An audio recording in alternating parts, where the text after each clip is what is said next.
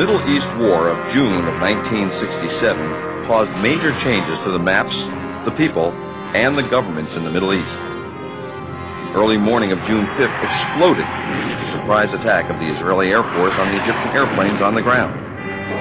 80% of the Egyptian Air Force was destroyed.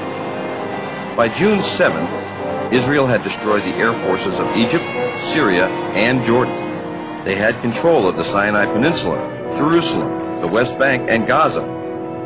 On June 8th, the USS Liberty, America's most sophisticated intelligence ship in 1967, was attacked by Israeli air and naval forces in international waters, 13 miles off of El Arish in Sinai. 34 Americans were killed.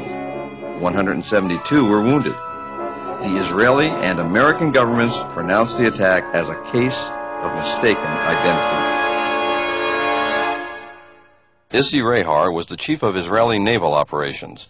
He reported a ship had shelled the port city of El Arish.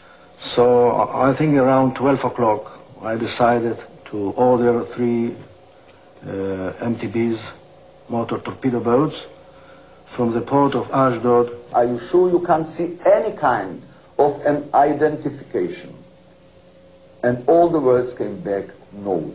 If you will be sure that it is a military ship, you can hit it. The first Mirage pilot radioed, "Oil is spilling out into the water." Another added, "Great, wonderful, she's burning, she's burning." And El Arish commander reported, "He's hit her a lot, there's an oil slick in the water." Then headquarters asked, "Menachem, is he screwing her?" The next wave was Super Mystères with 1,000-pound bombs and canisters of jellied gasoline. Someone in Southern Command called, "He's going down low with napalm all the time."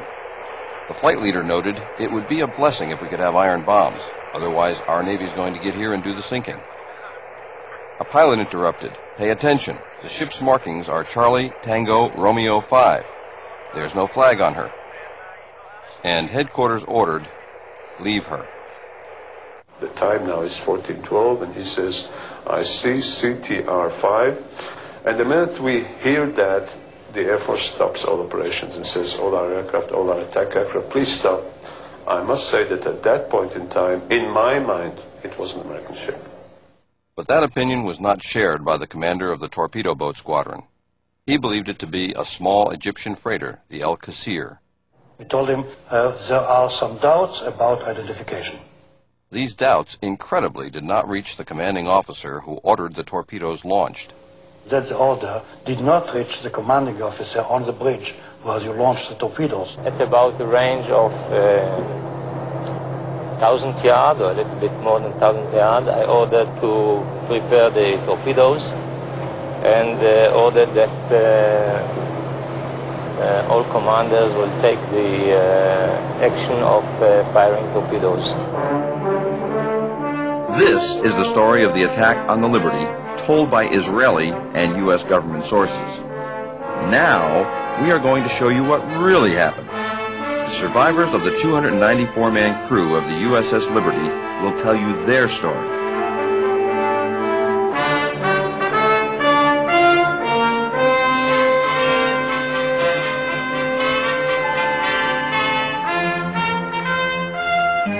I'm Tito Howard, the producer of The Loss of Liberty.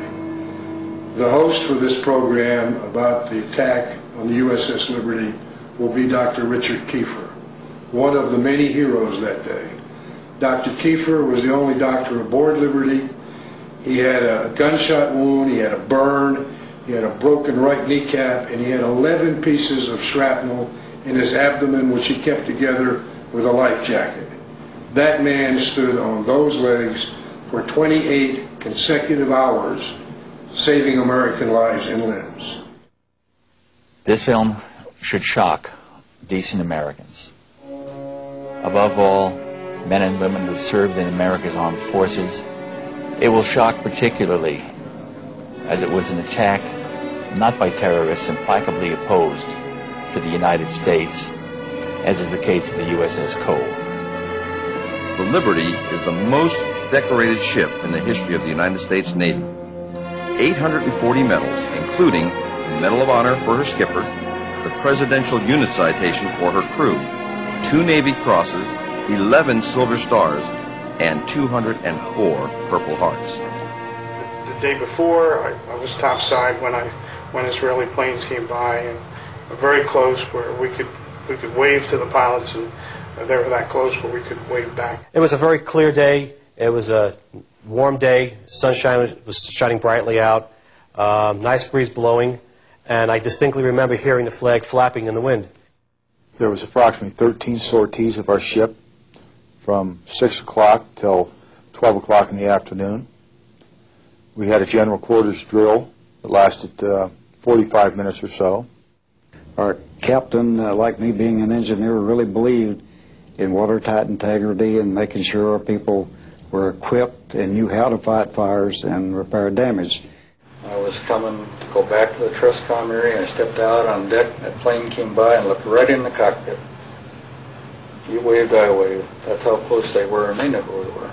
Well, all the recon flights that they had that morning, looking at our ship for approximately 6 to 7 hours, they had a good idea of what they were doing, and they hit us hard and fast with everything they had. Commander William McGonigal, the ship's captain, although he had been badly wounded, most of his bridge crew had been killed. He stayed on the bridge throughout the attack and the long night that followed. Admired and respected by his crew, he received the Congressional Medal of Honor for gallantry. When the plane struck, it was without provocation and certainly unexpected. And they seemed to descend on us from all directions at the same time. Those rockets and machine guns tore the ship. It killed men on deck. And we were defenseless. I heard this big bang, and there was bullet holes all behind in the cushions of the couch that I just left. And by the time I got to the door of the wardroom, the skipper was on the PA system that we were under attack by unknown forces, man your battle stations. Then the regular general quarters sound alarm went off, and right across the hatch from the wardroom is where I would go through, down 2 decks to my station. When I went through there was one rocket that came through and helped me to get down 2 floors in a dead-burn hurry. When I got up off my knees down there, well, we were well under attack. And the skipper again was on the phone system telling auxiliary radio to get word out to anyone that they could that we were under attack by unknown forces and we were in need of help. My reporter station was Radio Central. It was my responsibility to keep up, ship to ship or ship to shore communications. And out on deck in Radio Central, we were taking rounds through the bulkheads. There was a 2 55-gallon drums of gasoline just outside the bulkhead on the 01 level that had caught fire from the strafing run, and that was heating that outside bulkhead and peeling the paint off on the inside. There was a lot of smoke in the compartment. There's holes where we were taking rounds where the sunlight shining through, and it was a real surrealistic look. I was topside fighting fires and doing other damage control work throughout the duration of the attack. At the same time, I was able to observe the jets flying overhead, and I also observed the American flag flying from the mast. At no time did that flag hang limp from the mast. I was one of the 2 signalmen on the USS Liberty when the ship was attacked, and my only job during the attack was to make sure that the flag was flying, so every few minutes I would walk out at the signal bridge up at the mast. And fighting what fire we could with what little water I could give the people topside for the fire, it was really a problem. That on the first pass they knocked out our ability to call for help. The one remaining antenna, which I had shut down because it had some problems in the tuner, is probably why it didn't get hit. I had to jury rig a coaxial cable directly from the transmitter to the antenna. So we were working feverishly to try to get a signal out at that time, and then finally there was we were able to get a signal to the 6th Fleet, and then I was listening or monitoring that communications, and they said that they would be sending aircraft, and so at that point, we just felt overjoyed that knowing that there was going to be aircraft coming to our rescue. The initial strike by the planes on the ship commenced at about 5 minutes after 2 in the afternoon of 8 June. And the attack lasted about 20 minutes.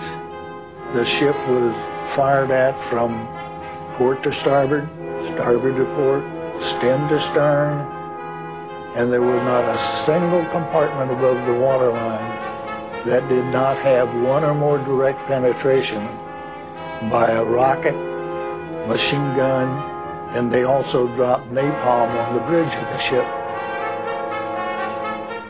At 2:35 p.m., Defense Secretary Robert McNamara recalled the 12 Navy fighters that had been sent to our defense.